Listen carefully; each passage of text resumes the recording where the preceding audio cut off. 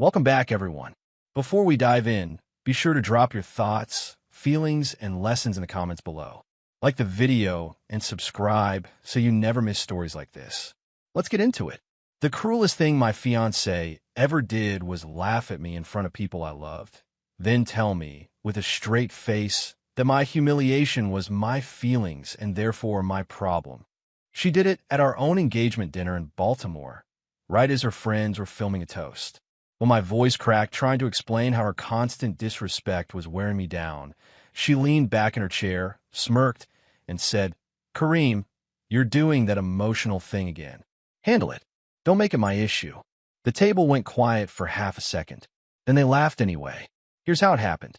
For nearly 2 years, I convinced myself that love meant endurance, that if I stayed calm, stayed generous, stayed steady, she'd eventually soften. Her name is Selena Ward. Mine is Kareem Niles. We're both black, both grown, both from families that taught us to show up strong.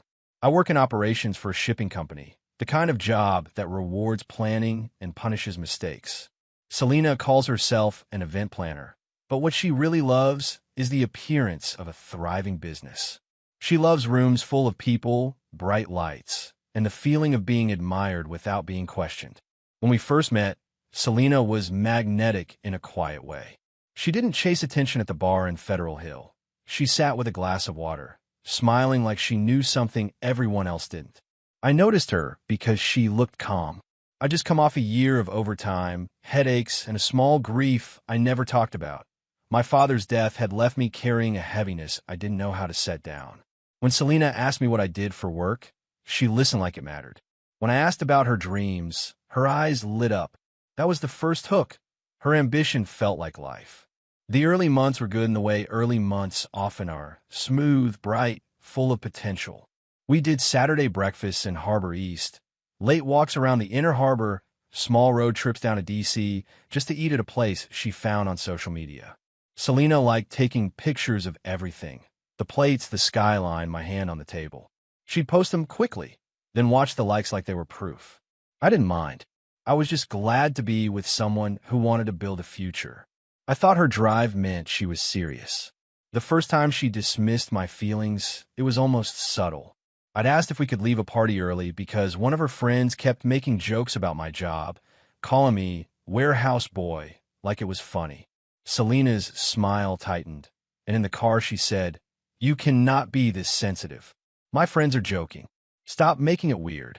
I remember staring out the window and telling myself it wasn't a big deal.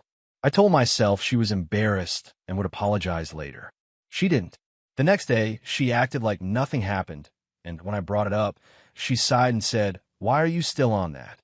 Over time, that sigh became a pattern. If I asked for kindness, she called it neediness. If I asked for honesty, she called it interrogation. If I told her I felt disrespected, she said I was projecting. She never yelled much. She didn't need to. She could cut you down with a calm tone, a controlled face, and a sentence that made you feel childish for wanting basic respect. And the worst part was how quickly she could flip the room. Around others, she was charming and warm, the woman who offered to help clean up, the woman who remembered birthdays. Then at home, the warmth evaporated like it had never existed. I started spending more time at work because it was easier than being in my own living room with someone who made me feel like an inconvenience. My job is structured. Metrics, schedules, clear responsibilities. With Selena, everything felt like shifting sand. She'd promise one thing and then pretend she never said it. She'd ask for my opinion on wedding details and then roll her eyes if I had one. "It's my day," she said once, laughing when I looked hurt. "I mean, it's ours, but you know what I mean." She didn't say it was a mistake. She said it like a correction I needed to accept. When I proposed, it was at a quiet spot in Patterson Park. Just us, no cameras, no crowd. I thought privacy would mean something to her, that it would signal commitment instead of performance. She said yes quickly, hugged me, then immediately asked, "Are we going to take pictures right now?" I told myself she was excited. That night, she posted a close-up of the ring and captioned it like a headline. I watched her refresh the screen again and again. In bed, she scrolled while I stared at the ceiling, already feeling like the ring had been given to an audience instead of a partner. Her mother, Brinley Ward, moved through our engagement like she was the one getting married. Brinley wasn't loud. She was precise, polite voice, sharp eyes, questions that sounded innocent until you realized what they were really about. The first time she came to our place after the proposal, she looked at our condo like she was appraising it.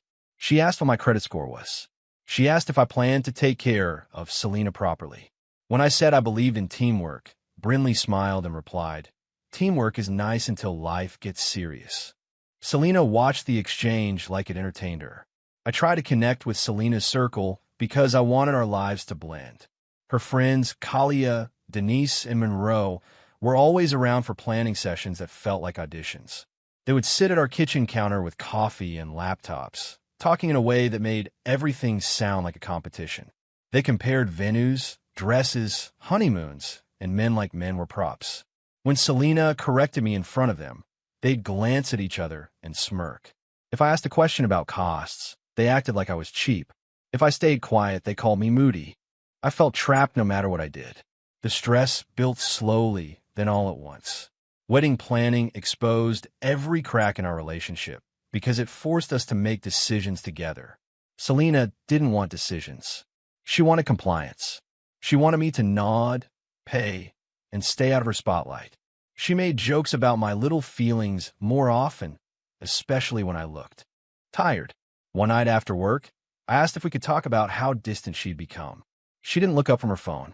She said, "Kareem, I don't have the capacity for this. Go journal. Go pray. Go do something. But don't put your emotional labor on me."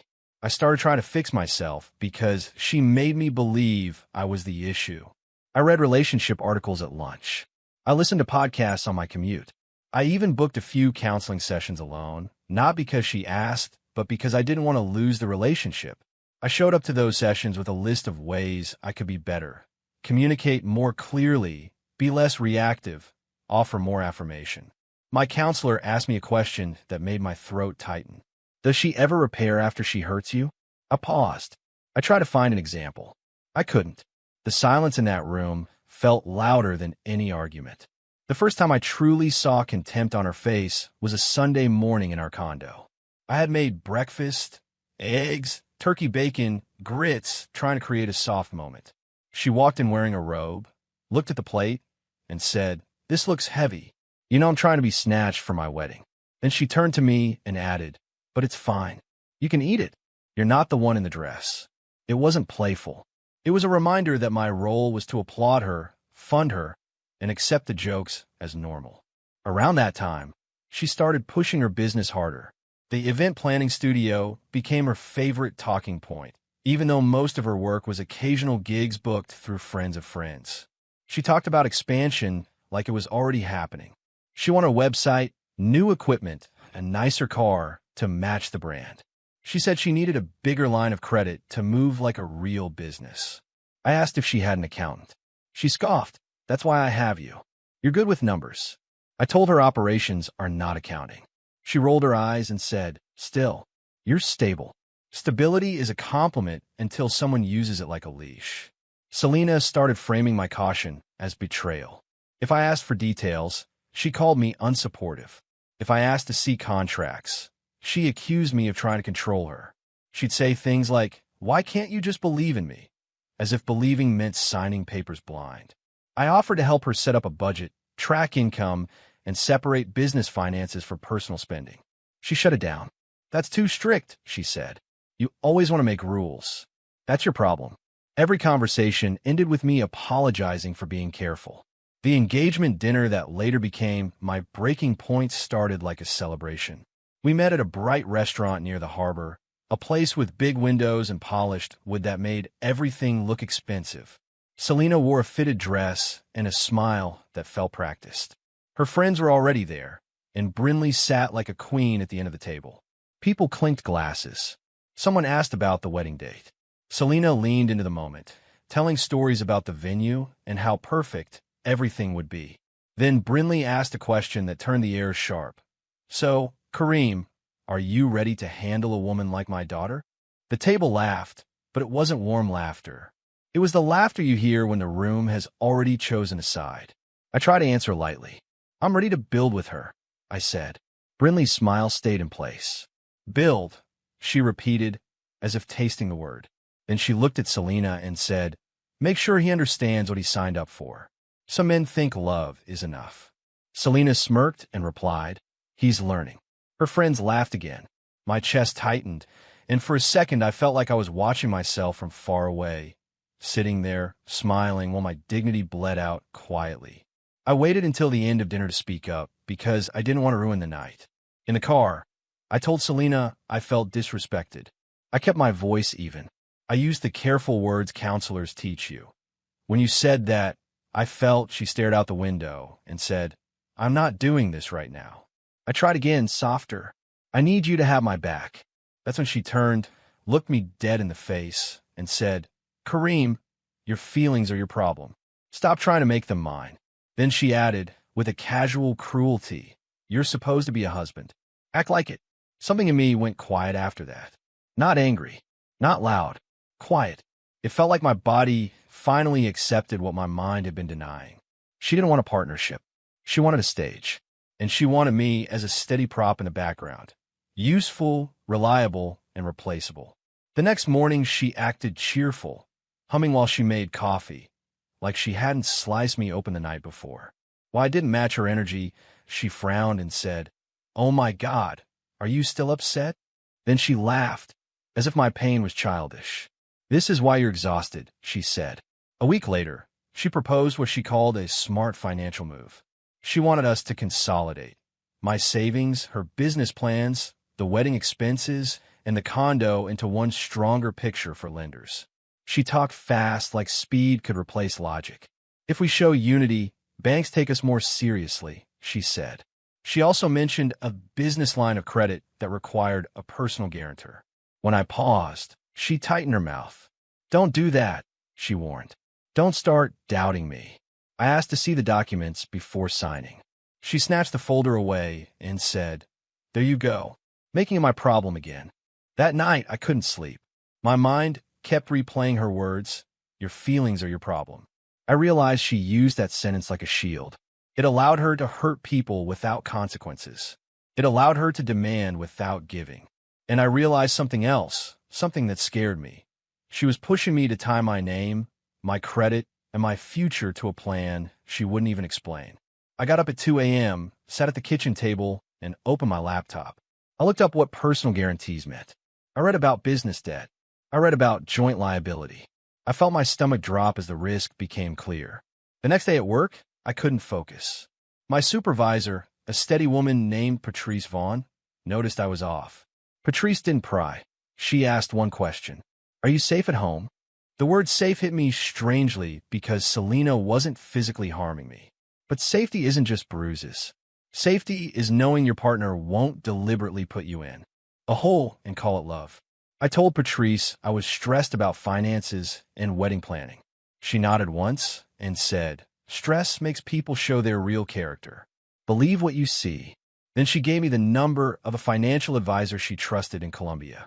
I made an appointment with the advisor, a man named Dorian Kitt. I told Selena I had a work meeting.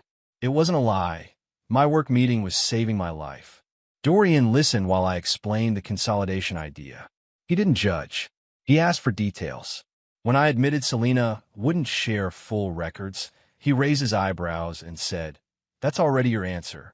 He explained what a personal guarantee could do, how it could follow me for years if her business collapsed. He also explained how quickly people can stack debt when they're chasing an image. If the business is real, he said, it can handle transparency. If it can't handle transparency, it's not a business. It's a wish.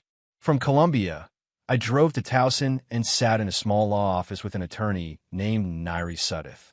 Nairi had calm eyes and a voice that sounded like boundaries. I told her I was engaged and worried about being pressured into signing. She asked, do you trust her? I hesitated. Nairi didn't fill the silence for me. Finally, I admitted the truth. I don't know anymore. She nodded like she'd heard that sentence 100 times. Then you don't sign, she said. Love doesn't require legal blindfolds. She asked if Selena had ever tried to submit paperwork on my behalf. I said I didn't think so. Nairi told me to verify. Verification is where everything cracked open. I requested my credit reports, quietly, without mentioning it to Selena. I looked for new inquiries, new accounts, anything unusual. At first, nothing jumped out. Then I saw a soft inquiry I didn't recognize tied to a lender Selena had mentioned. My chest tightened. It wasn't proof, but it was smoke. I called the lender, careful with my words, and asked what my name was attached to. They said they couldn't share details without authorization, but they confirmed I'd been listed as a potential guarantor on application. I had never signed anything. I thanked them, hung up, and sat in my car, feeling like the air had turned heavy. I went home that evening and watched Selena like I was seeing her for the first time. She was on the couch, scrolling, laughing at something on her phone. I asked if she'd submitted anything with my name on it. Her eyes flicked up. "What are you talking about?" I repeated the question. She put her phone down slowly, then smiled, a small, cold smile. "Why are you snooping?" she asked. I said I wasn't snooping. I was protecting myself. She sighed dramatically and said, "This is exactly what I mean. You and your paranoia. You always want a reason to be upset. Handle your feelings. Don't put them on me." That was the moment I decided I was done arguing. Arguing with someone like Selena was like trying to hold water in your hands. The tighter you gripped, the faster it slipped away, and somehow you were blamed for being wet. I went into the bedroom, closed the door, and texted Nairi. Then I opened a folder on my laptop and started collecting everything. Email confirmations, deposit receipts, screenshots of messages where Selena mentioned lenders, photos of documents she left on the counter. I didn't hack anything. I didn't steal.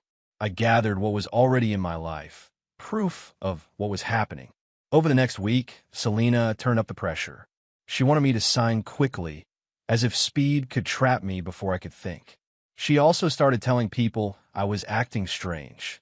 Her friend would text asking if I was okay, but it didn't feel like concern. It felt like surveillance. Brinley called me and said, "Selena says you're getting cold feet. I hope you're not trying to embarrass her." I told Brinley I was handling private matters privately. Brinley's voice sharpened. "Private matters become public when you waste a woman's time," she said. "Don't make us regret welcoming you." I hung up shaking, not from fear, but from the realization that they saw me as a resource, not a person. The humiliation escalated in small daily ways. Selena would correct me in front of strangers. At a bridal appointment, the consultant asked my opinion on a suit color, and Selena laughed and said, "He doesn't know fashion. Just smile." People chuckled politely. I stood there holding a garment bag, feeling invisible. In the car, I said I didn't like being spoken to like that. Selena glanced at me and said, "Oh my God, you're so fragile. How do you survive at work?" Then she smiled at her own joke, like I was a cartoon character for her entertainment. I tried one last time to appeal to her humanity. I chose a calm evening, cooked dinner, and turned off the TV. I told her I loved her, but I couldn't marry someone who dismissed me and pressured me financially.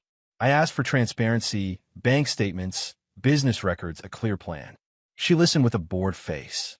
When I finished, she leaned back and said, "Kareem, you're doing too much. You want a mommy, not a wife.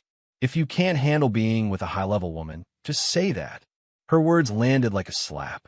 Then she added, almost kindly, "But don't try to make me smaller because you're insecure." 2 days later, she crossed a line that forced my hand. I came home from work and found a condo door chain latched from inside. I knocked. She took her time opening it, then stood there blocking the entrance. "Where have you been?" she asked. I said, "Work." She looked past me like she didn't believe me. Then she said, "I don't like the energy you're bringing in here." I asked what she meant. She replied, "You're tense." "It's annoying." Then she stepped aside just enough to let me squeeze past her. "If you're going to be in a mood, sleep on the couch," she said. "I need peace." She had just used my home like a punishment. That night on the couch, staring at the ceiling, I realized the phrase, "I need peace," wasn't about peace. It was about control. Selena wanted an environment where she never had to face consequences or discomfort. She wanted a partner who absorbed everything and asked for nothing. She wanted someone whose pain stayed silent. I didn't sleep much. I got up before sunrise and drove to a quiet parking lot to make calls.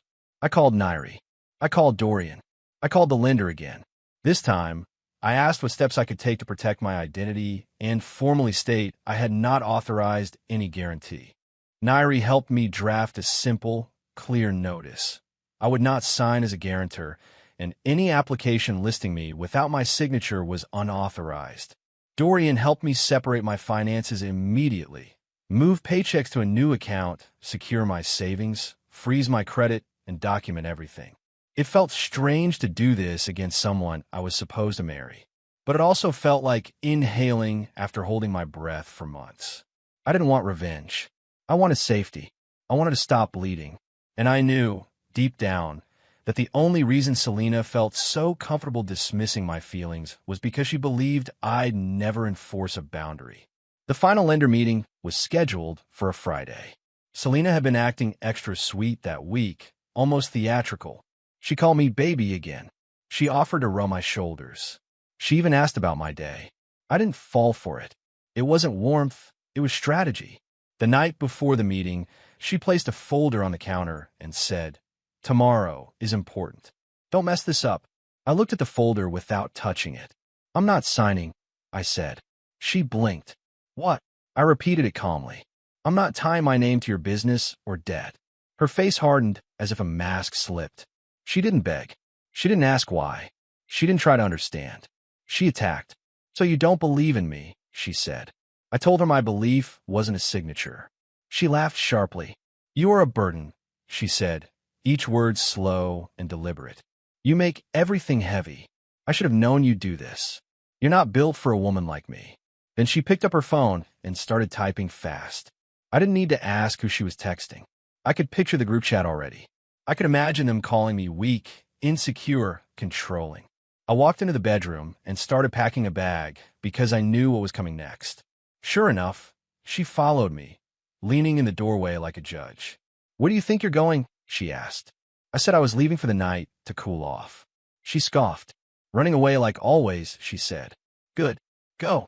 You'll come back when you realize you can't do better." I zipped my bag and walked past her. She didn't try to stop me.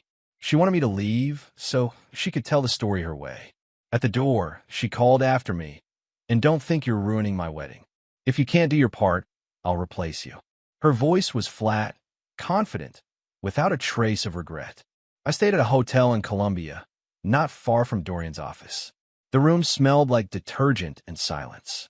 I sat on the edge of the bed and felt grief crash over me in waves. Not just grief for the relationship, but grief for myself, for how long I'd accepted humiliation as normal.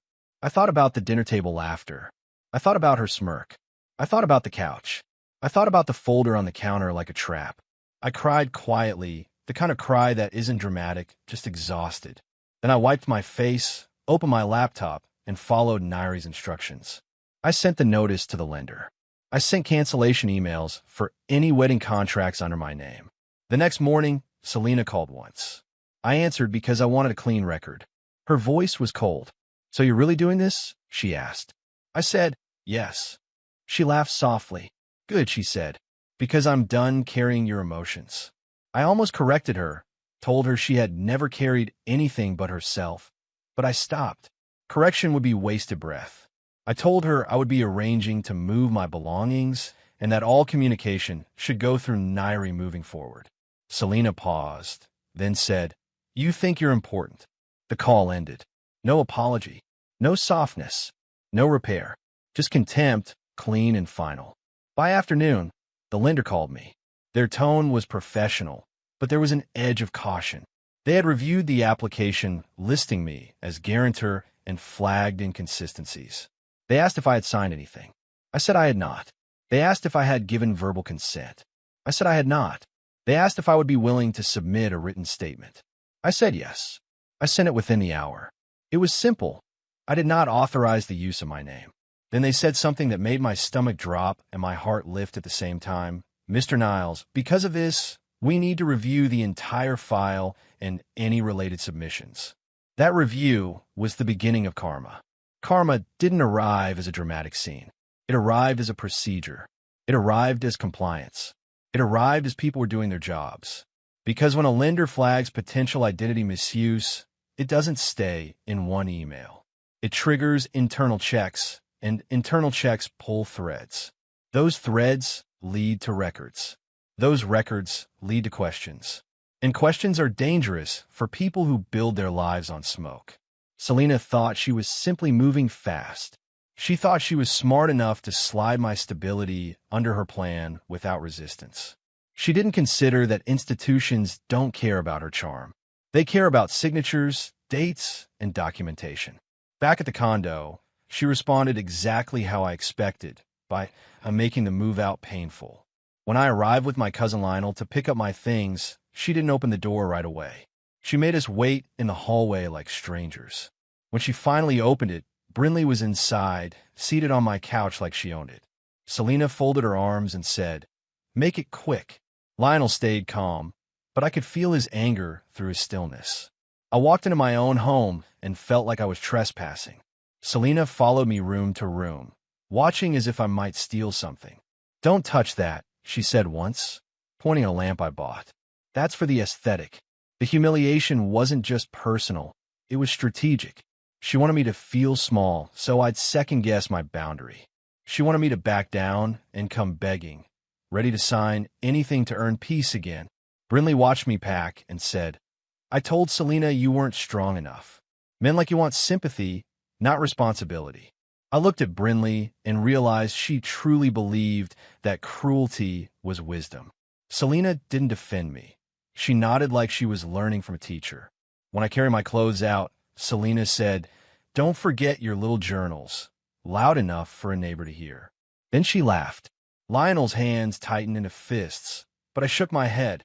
Silence was my power now. I moved into a small rental in Baltimore County. Nothing fancy, just clean and quiet. The first week, the quiet felt strange. Without Selena's contempt, I kept waiting for a new insult to drop from the ceiling. My nervous system didn't trust peace. I went to work, came home, ate simple meals, and tried to sleep. But Selena wasn't done. She sent messages through mutual friends, never directly. People would call and say, "Selena said you're spiraling," or "Selena said you were jealous." She controlled the narrative like she controlled rooms. I didn't defend myself. I let the facts do their slow work. Truth doesn't sprint, it waits. 2 weeks later, the lender review became a wall. Selena's business credit wasn't just denied. It was suspended pending verification. She tried a different bank. She tried a credit union. She tried applying with a smaller amount. Each attempt ran into the same barrier. Questions. Requests for documentation. Proof of income. Tax filings. Business registration consistency. And because her studio had always been part reality and part performance, she couldn't provide clean answers. I learned this not because she told me. She never told me anything real, but because she called Lionel one night screaming, demanding to know what I had done. Lionel calmly said, "He protected himself." Selena shouted, "He ruined me." No remorse, only rage that her plan didn't work. The next blow hit through her clients. Selena had been bragging about a big contract for a wedding in Annapolis, her breakthrough. She had taken a deposit, already spent part of it, and planned to use my guarantor-backed line of credit to float the rest. When her funding froze, she started cutting corners. She missed deadlines. She delayed vendor payments. Vendors don't tolerate delays when their own bills are due. The client noticed the disorganization and asked for receipts. Selena couldn't provide clear records because her finances were tangled. The client backed out. Then word traveled. Not gossip, business word. One cancellation becomes a pattern when people are already watching. Within a month, she lost 3 bookings. That's when her circle began to change. Kalia and Denise stopped showing up as often. Monroe stopped replying quickly. The friends who once laughed at my pain were suddenly busy. They didn't step in to save Selena because they never cared about her beyond the glow of being near her image. The glow faded, and they drifted. Selena didn't learn humility from this. She didn't reflect. She blamed everyone else, clients, vendors, banks, jealous people, and, of course, me. She posted vague captions about betrayal. She hinted that a weak man tried to sabotage her. I kept my life small and quiet. I went to work. I paid my bills. I built peace without performance. The real twist the one Selena never saw coming, was that the lender's flag triggered something she couldn't talk her way out of. When they reviewed her file, they noticed irregularities in reported income and tax documentation. They didn't accuse her of a crime in a dramatic way. They requested verification. Verification required records. Records expose gaps, and gaps raise risk. Risk makes institutions protect themselves. She panicked and tried to fix the gaps quickly, which meant scrambling for paperwork that didn't exist. Meanwhile, because she had been ignoring tax notices for her business, those notices weren't just personal problems anymore. They were obstacles. And obstacles don't disappear because you're pretty, confident, or loud. Around that time, I got an opportunity at work, an internal transfer to Charlotte that came with a promotion. Patrice recommended it to me. She told leadership I was steady under pressure, reliable, the kind of person who didn't crumble when things got hard. When I got the offer, I sat in my car and cried again, but this time it wasn't from exhaustion. It was a relief. Success came quietly, the way real success often does. No applause, no speeches, just a signed offer letter and a chance to start over with dignity intact. I didn't tell many people. I didn't post anything. I didn't want Selena's shadow anywhere near my new beginning. Before I left Baltimore, I met Nairi one more time to finalize clean boundaries. She helped me document the end of shared obligations, confirm cancellations, and protect my credit long-term. She also reminded me of something important. Closure doesn't come from the person who harmed you, especially when they feel no remorse. Closure comes from your own decision to stop participating in the harm. I carried that sentence with me like armor. When I packed my life into boxes, I didn't take many reminders of the engagement. The ring was already gone. Selena kept it, claiming it was hers. I didn't fight her for it. I realized she wanted objects, not love. Let her keep what she valued. Charlotte felt different, brighter, wider, less haunted. I found a modest apartment in a clean building, started a routine, and slowly learned how to breathe again. I went to the gym after work, not to prove anything, just to feel my body belonged to me. I cooked meals and ate at my own table without braces of tension in my shoulders. I took evening walks and let the quiet reset my mind. Peace became something I practiced daily. And the more stable I became, the more clearly I saw the old pattern. Selena had trained me to believe my emotions were liabilities. In reality, my emotions were alarms. They were telling me the truth long before my pride could admit it. 2 months after I moved, karma hit hard enough that even distance couldn't muffle it. Lionel called me with a careful voice. "You sitting down?" he asked. He told me Selena had been served with a civil demand related to mishandled client deposits and unpaid vendor invoices. Not criminal, not sensational, just consequences that cost money and reputation. He said Brinley was furious, calling everyone ungrateful, insisting Selena was being targeted. Selena, according to Lionel, wasn't sorry. She was offended. She said people were trying to humble her. That word, humble, made me exhale slowly. She didn't want to be humble. She wanted to be untouchable. Consequences are the one thing people like her can't negotiate with. Then came the message from Selena herself.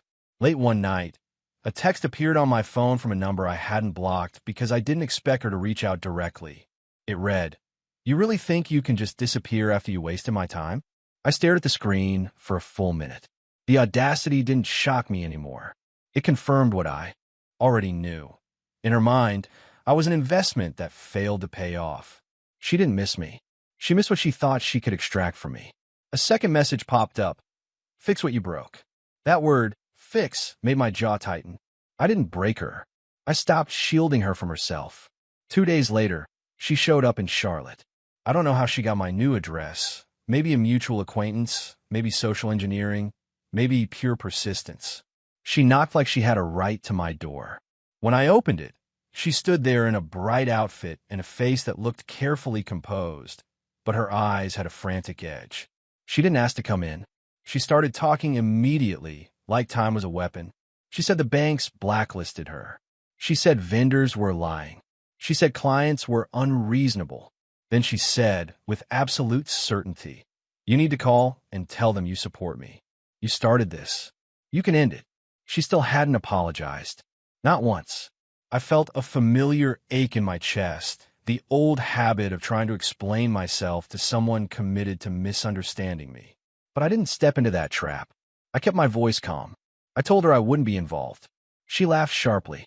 "So you're really just going to watch me struggle?" she asked, as if my role in life was to rescue her. I said, "You told me my feelings were my problem. I handled them. I made peace." She rolled her eyes. "There you go with the therapy talk," she snapped. Then she tried to stab deeper. "You were never going to be enough for me anyway." Her words were meant to control. They didn't. They were just noise now. She stepped closer, lowering her voice like she was offering a deal. "If you help me right now, we can talk," she said. "We can still make this work. People will respect you again if you stand beside me." That's when I understood the final layer of her cruelty. She truly believed love was a transaction. Respect was a costume you could buy. I looked at her and said the sentence I had rehearsed in my mind for months, the one that had become my spine. "Selena, I made my peace. And once I made my peace, I stopped making it my job to carry your consequences." Her face tightened like she had been slapped. She wasn't hurt. She was furious that I didn't fold. She tried one last tactic, shame. "You're cold," she said. "You're petty. You're bitter." I nodded once, not because she was right, but because I didn't need to defend myself. Then I said, "You don't get to rewrite the past because the future isn't working out." She scoffed and said, "Whatever. You were always weak." She turned and walked away, heels clicking hard on the concrete, like she wanted the sound to punish me. I watched her go without chasing, without pleading, without explaining. When she reached her car, she looked back once, waiting for a reaction. I gave her none. I closed my door quietly, like ending a chapter. Karma finished the job over the next few months, not with drama, but with precision. Her studio didn't collapse overnight. It cracked until it couldn't stand. She lost access to the image she depended on: credit, vendor trust, consistent bookings. She had to move back in with Brinley for a while, and Brinley's support came with constant criticism. The friends who laughed at me vanished when there was nothing glamorous to attach themselves to. Jory Gaines, the man Selena hinted she could replace me with, was nowhere to be found when her life required accountability instead of compliments. She was left with the one thing she never prepared for. Her own choices fully reflected back at her. And me? I didn't become famous. I didn't give speeches. I didn't expose her online. I built my life like a quiet structure, steady, private, strong. I grew at work. I saved money. I made friends who didn't find pain entertaining. I visited my mother more. I slept through nights without waking up tense. Sometimes I still felt the sting of what I endured. The laughter at the table, the couch, the smirk, but it no longer defined me. It reminded me, my feelings were never the problem. They were the warning system. And when I finally listened, I didn't just escape Selena. I escaped the version of myself that thought love meant accepting cruelty. That was my comeback, silent, grounded, and permanent. If you stayed to the end, you already know the truth. The real revenge is boundaries. Hit subscribe for more real-life relationship stories where disrespect meets consequences. No fake speeches, no viral exposure, just quiet wins. And if you want the next one, watch the video on screen. She said, "Act like a husband." So I protected my name and let her panic. The end.